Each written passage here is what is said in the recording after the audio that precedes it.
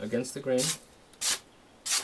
Everybody has been asking about the Shun Yanagiba, when I'm going to sharpen that knife, and today is the day. This here is a knife that was sent to me by one of my subscribers, Tanat, aka Doom, in Logan, Utah. Thank you for sending me this knife. This here is the 210mm version of the knife. I have the 270mm version. This here is a beautiful knife, and if you guys have never seen the unboxing, I will post a link in the description or in the card here. Just walking through the features of this knife and just the aesthetics of it. Absolutely stunning knife. And so today I'm actually very excited to sharpen this knife. You can see here this knife has a Kusuma finish, and I will show you the edge on it. It's got an edge, but it's not very sharp. And that's some old paper here. Yeah, so you can tell it's rough. It's a little rough around the edges. So we're gonna touch that up today. We're gonna correct that. So the stones I'm using today. So just walk you guys through the stone selection. I have the Chaucera 400, the 1000 Chaucera, the 5000, and the 10,000. I've actually never used the 5000 and 10,000 on a Yanagiba before, so I'm actually quite curious to see how they react. And so all these stones have been flattened in a previous session that I just did, and so you guys can be assured of that. And yeah, so these are all splash and goes, so I'm not going to worry about any soaking, just going to throw some water on them. I did notice on the 5000 though, it actually did soak some water, so I'm actually quite curious to see how that will react over time. So actually I'll show you guys real quickly here. This is the stone. If you look, well, it has soaked, there we go. So the water is actually starting to soak into the stone. So very curious. I've never seen a Chaucera soak up water at this rate before. I have heard of the 2000 absorbing some water, but I've never seen the 5000 absorb water like this before. So very interesting. It's still considered a splash and go though. A lot of splash and goes will absorb water in their first use, being a brand new stones. So that's not a big problem. I don't think that would be an issue at all. So I'm just gonna keep my eye on this when I'm sharpening it to see how it reacts and over time. So yeah, we're gonna hop right into it. Again, this is not a tutorial, so I won't be walking you guys through every step of the process. I'll just kind of walk you guys through what's happening. Really quickly though, this knife here has been sharpened by somebody else before, and I can tell that on the tip, somebody actually attempted to lift the knife at a slight angle and give it a micro bevel to make it maybe sharpen faster at some point. So I can see there's a really small micro bevel in the first 1 inch of the knife developing. Very minor though, that shouldn't really be a problem at this point, but hopefully we can correct that, and over time, if you keep the knife sharpened properly, that will go away. Yeah, but other than that, the knife is in very good condition. Just a very beautiful knife. I mean, I love this knife, and I just wish that I was in a situation like if I was a sushi chef or worked in a sushi kitchen, I can use a knife a bit more. But that's not my situation. But yeah, so again, thank you Tanat for trusting my hopefully skills and trusting that I'll send this knife back to you when I'm done with it. Okay, so let's go.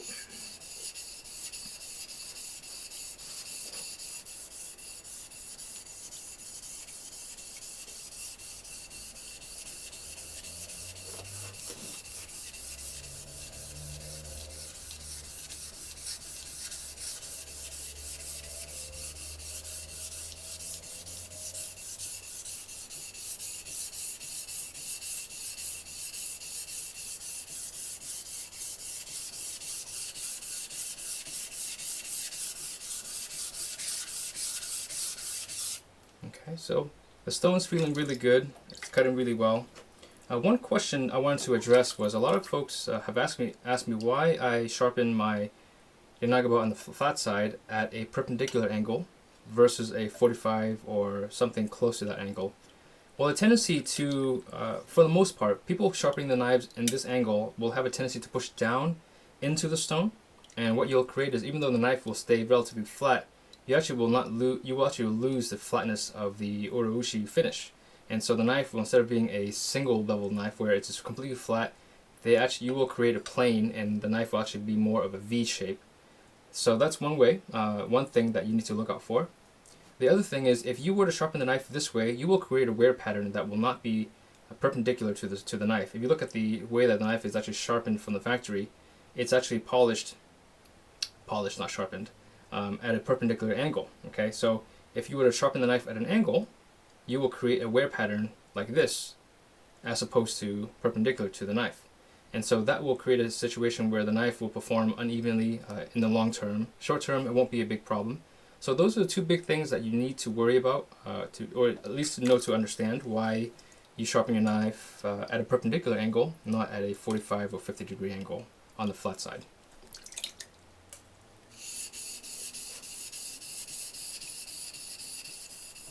So this is the 400 Chaucera, and I won't spend too much time on this. Again, this is only the primary stone to set the stage, clear it up, move any major imperfections on the knife surface and cutting edge.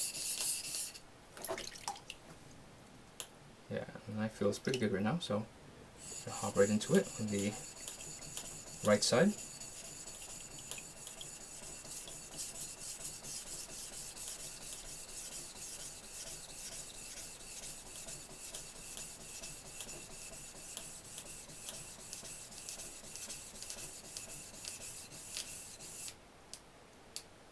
Okay, so after my one pass, I'll usually take a look on the right side and see what the wear pattern looks like, and it's wearing actually okay. The person who sharpened this knife in the past actually did a decent job.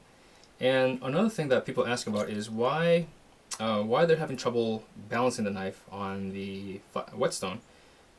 Well, one simple answer is if you are sharpening the knife on the flat side and you keep your fingers over or away from the stone and you tend to push on one side or the other, that makes it a really difficult situation. You always want to keep at least your fingers over the center of the stone, or also if you have this knife is actually really short, so you actually can spread your fingers out a little bit, and as long as you're not applying unequal pressure on one side or the other, this is a really good, this is actually just good practice to kind of go back and forth and be able to maintain a very, very level plane there.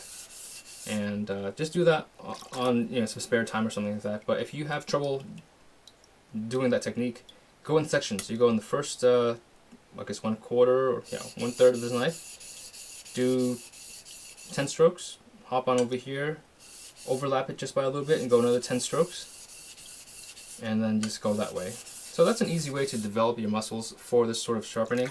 Again, it's just a little bit different from a chef knife or a utility knife, a sentoku, but once you get the mechanics of it, it is really no more difficult than a typical chef knife.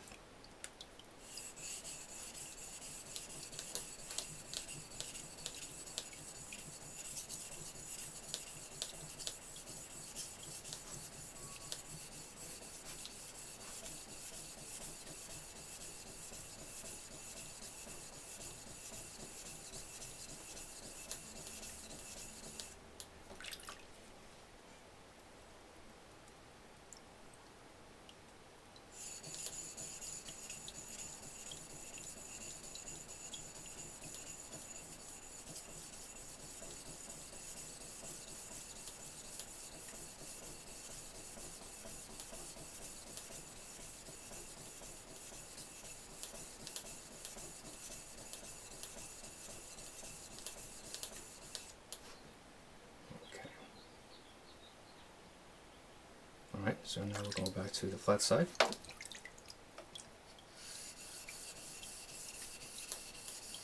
And this is the second time around, or I guess third time around now, because I did that little quick demo.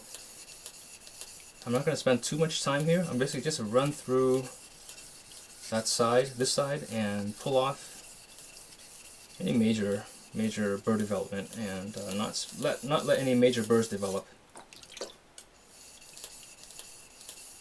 So with Chauceras, because they are splash and goes and they don't absorb any water, you really have to make an effort to make sure you throw water onto the stone. Because you are laying the knife flat, you are pushing all of the water off of the surface. So you have to stop it once in a while, throw some water on it. It'll make the sharpening process much more pleasurable. Okay.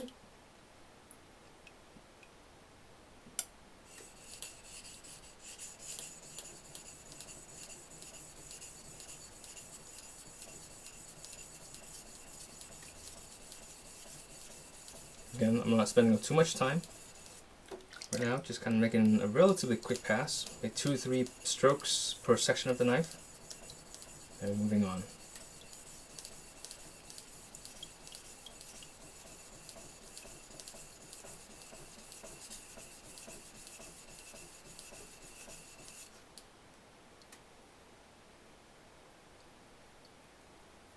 Okay, so now we're going to hop onto the 1000, our primary cutting stone. Let's put that over there. And this is a really nice stone. I've been using this stone a lot lately, and a very good feeling stone, very positive feedback. I will do a comparison between this and the 800 Chaucera, which is a very highly anticipated video. Not just for me, but many of my subscribers have asked as well. But I'll get that up to you guys very soon.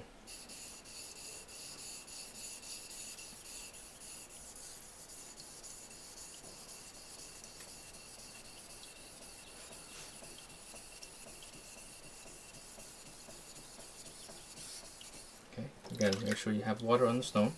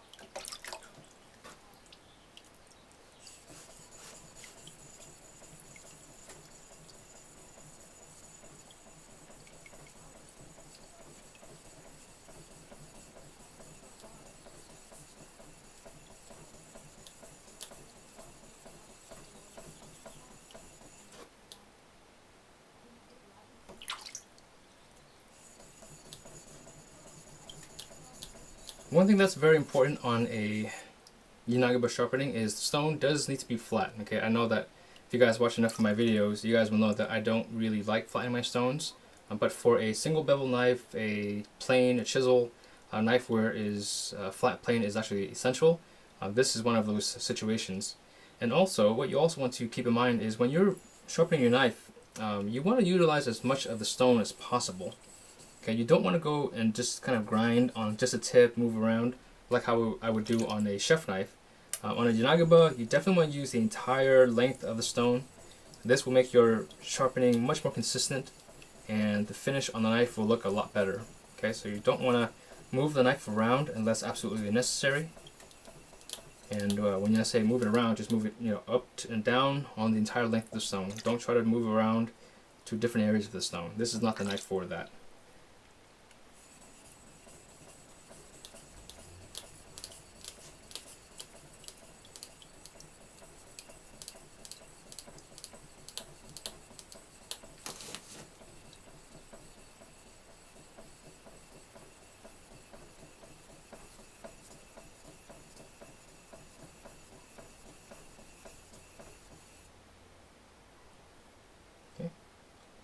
So now we'll go here.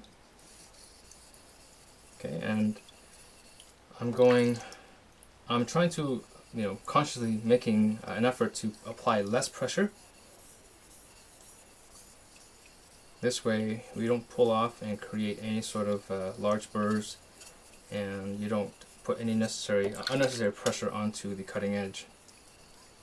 And it's very easy to tilt this knife. Even though I've been sharpening these knives for a little while now, I still make mistakes. And I find that when I'm trying to rush, that's when I make my mistakes. So always take your time when you're sharpening your knife.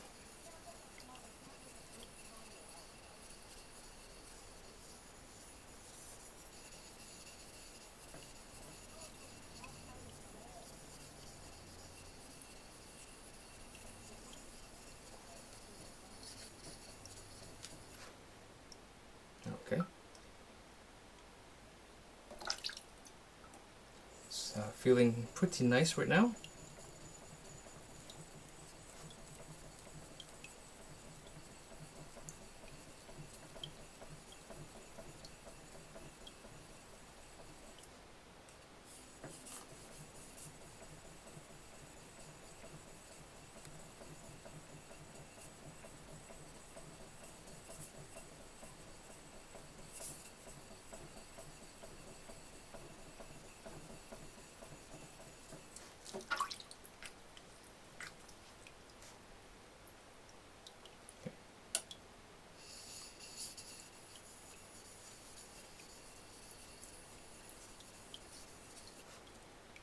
Okay, so we are done with the 1000 grit stone.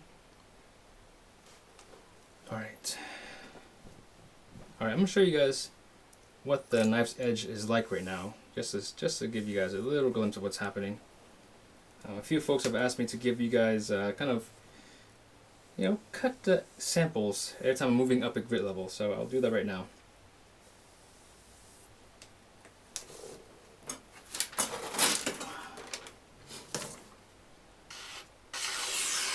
Okay, so it's cutting quite well, and this is really bad paper. Yeah, big wet spot right there. Yeah, that's the whole bottom of this page is kind of wet. Okay. All right. So here is our 5000 grit stone.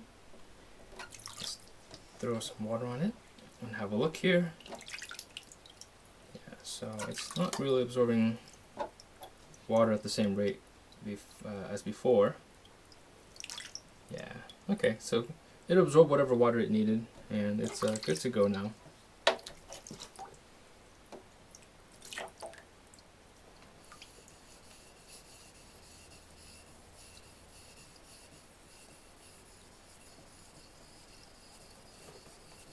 Okay, so right now what's important is you have to know that the stone is, at this point, you're not sharpening the knife. You're not trying to pull off any large materials. You're really just pulling off tiny, micro materials on the cutting edge, and so you want to be very, very gentle, and you want to just take your time. There is no need to rush here, especially in the higher grit levels.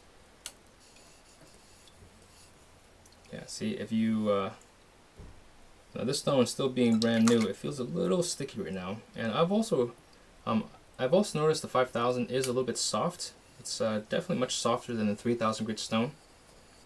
And so the knife just stuck for just a half a second there. Another reason why you do not want to apply any unnecessary pressure onto the stone. Okay, so we're getting a nice polish. Very nice mirror polish here.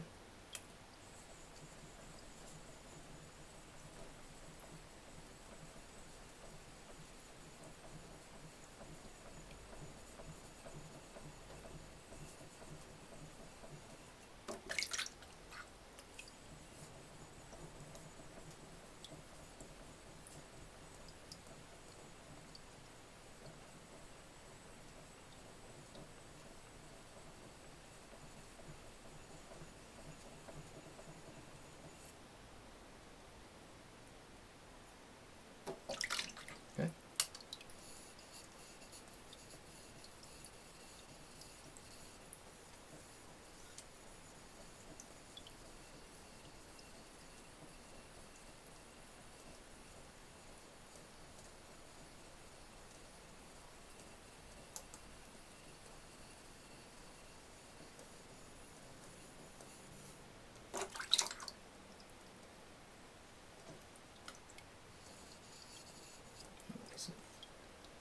Piece of dog fur there.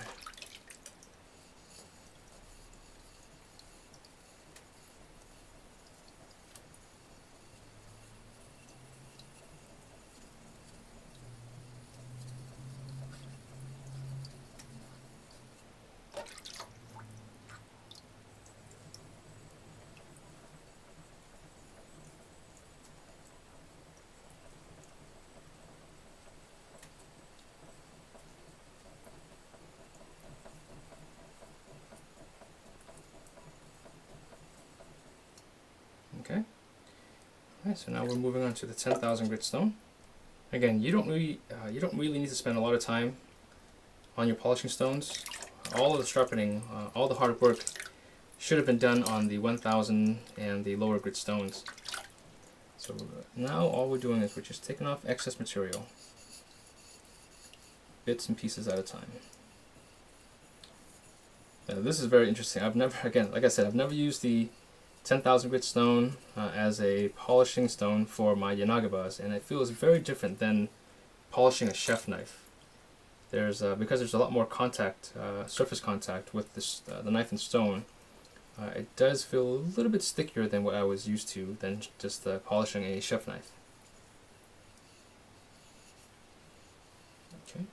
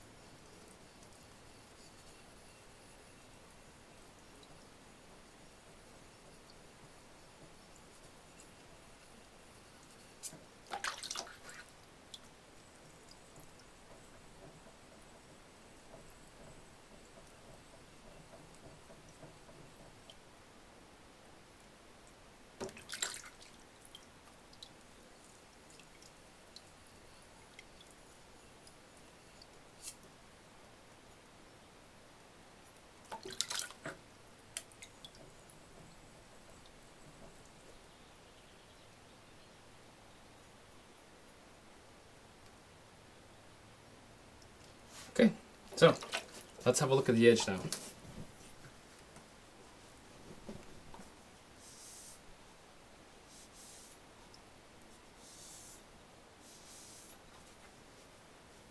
I was actually in the middle of cleaning my stones and putting them away, and I figured that I should do a really quick cleaning session for you guys, and I'll show you guys exactly how I clean my stones. This is a medium grit rust eraser. This is the find of the century. Okay, I was just playing around one day and I decided to use this to clean some of my stones, and it worked so well that I have completely stopped using Nagaras altogether. And so let me just show you guys how they work. So this is the 10,000 grit stone, and all you do is you don't have to really soak it. You just get it wet and you run it flat on your stone. Now this is the medium grit. You can use it on all grit levels on your stones. I have used it on grits from 120 all the way up to 10,000. Okay, so they work phenomenal and they are really cheap. I buy these on Amazon they come in a packet of 2 for like 13 bucks. You can buy one for like $7 or $8, but definitely much cheaper than any Nagara. And what I've used in the past is I use these Suhiro Nagaras. They are really good, but they cost 20 to 30 bucks each. This is the 1,000, that's the 3,000. And I've got the 5,000. I'm just soaking over here for some other things that I'm doing. But they work really well, but they wear really, really quickly. And let me just show you guys here. This is after just a few swipes, and it is like new again. So this is a 10,000 grit stone, and this here is the 400. And Choceras don't load up all that much. They are really good in that respect. But let me just show you anyway.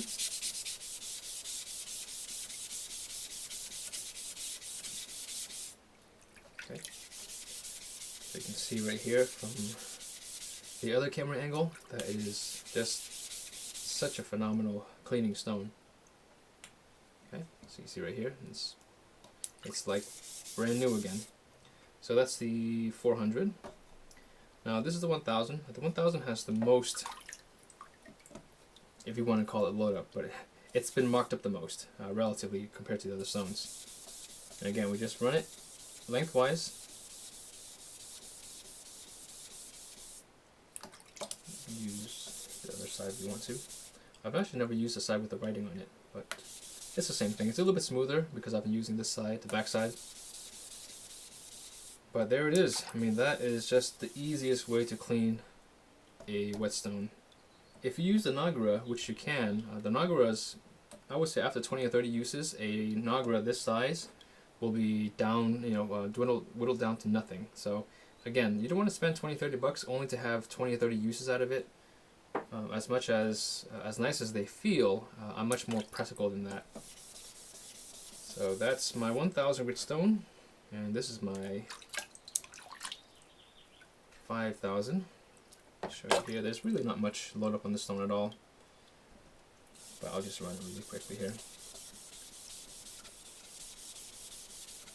Okay, there it is. I mean, that is just the easiest way to clean your stone. And I get a lot of folks that ask me what I use to clean my stones with, and there's no magic trick behind it. Just a simple, cheap rusty eraser, which is phenomenal. Alright, so now we are going to go to the cut test of the knife. Let me just set these stones aside. And also, how to, this is actually a big thick mat, so I can't stand them on their sides, but how I store them to dry is I just put them on a counter, and I'll just sit them on their sides. So that's the easiest way to let them dry, and you have enough space to stack as many as you want. And as long as you make sure that you have some magazine or something soft on the side of them, so that if they were to fall over by accident, they don't just slam on the counter. So imagine this is a stack of magazines, so if this were to fall, it wouldn't bang on the counter itself. Okay, so very easy to store. There's no magic behind this sort of thing. All right, so this is the knife. It's dry, but let's just pull off some of the. Well, it's clean, but let's pull off some of any extra load up here.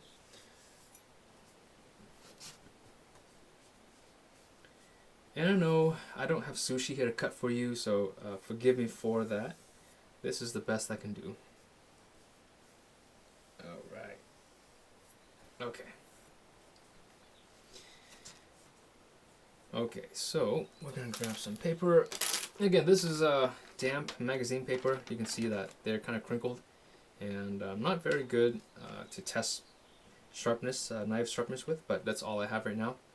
So we're going to run it lengthwise, so with the grit of the paper or with the grain of the paper, and then we'll go against the grain and see how the knife feels. So with the grain, okay, so pretty nice, not bad at all. Again, I'm hitting some rough spots on the paper. Oh, big wet spot there. Okay. Okay, so very, very nice. I mean, just effortless. Yeah, all the way to the tip. Okay, so now I'm going to run the knife perpendicular to the grain. See how we do. So let's go this way. That is effortless. Look at that. Okay. That is really difficult to do. If you try that, grab a piece of paper, magazine paper, or any sort of paper, go lengthwise, go with the grain, and then turn the paper around and go against the grain, and you'll see how difficult that is. But to have this knife go just completely through this paper, yeah, this is a really bad paper right now. But okay, so let's go against the grain the entire sheet here.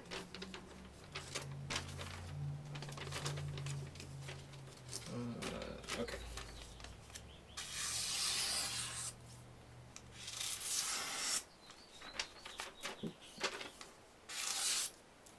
And that is sharp.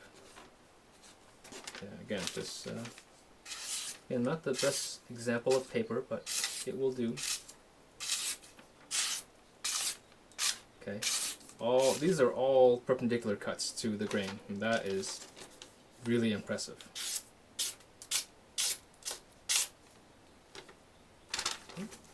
Again, against the grain. Yeah, so you know, this knife is fairly sharp. I would say this is a very, very sharp knife. And it doesn't take a lot of work. It just takes a little bit of practice to get used to how to sharpen the single bevel knives. But once you get the hang of it, it's just like sharpening any other knife. Okay, there you have it. Oh. Yeah, paper's done, and it got too weak to kind of hold itself up. But there you have it, folks. That is the Shun Yanagiba, which I have been really eagerly waiting to sharpen, and it is a fantastic knife. Very beautiful. Still, like I said, I still consider this one of the most beautiful knives in the world. Very, very nice knife. And yeah, I'm very happy to have had a chance to sharpen this by Thanat. So thank you, Thanat, or Mr. Doom. Thank you for sending this knife here. I will get this back to you. So hopefully by the time you guys watch this video, it's back in the hands of the original owner. So I hope you're happy with it. Thank you for sending the knife to me, and thank you for trusting me with my skills and with your knife. Alright guys, thank you guys for watching, and I'll catch you guys in the next video.